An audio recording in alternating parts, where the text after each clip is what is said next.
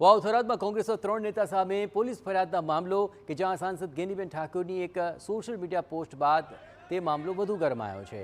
તેમાં ગેનીબેને પોલીસની કામગીરી પર આકરા પ્રહાર કર્યા, પરંતુ 24 કલાકમાં જ ગેનીબેન ઠાકોરના સૂર પોલીસ પ્રત્યે હવે બદલાતા જોવા મળી રહ્યા છે।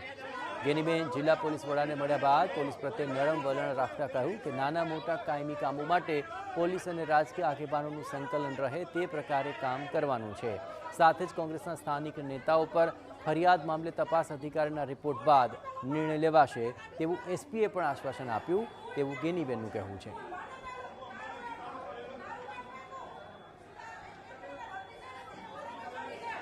ત્રણેય આગેવાનો ઉપર જે એફઆઈઆર કરી છે એના માટેની તપાસ પણ એમને સોંપી છે।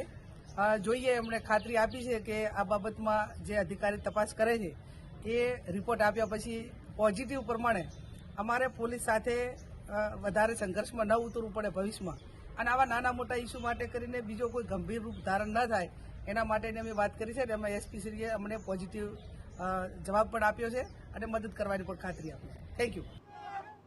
ઉલ્લેખનીય છે કે વાવ-થરાદમાં 5 મેના રોજ સાંસદ ગેનીબેન ઠાકોરના સમર્થનમાં રેલી યોજાઈ હતી, જ્યાં આવેદનપત્ર આપવા આવેલ કોંગ્રેસના નેતાઓની પોલીસ સાથે બબાલ થઈ ગઈ।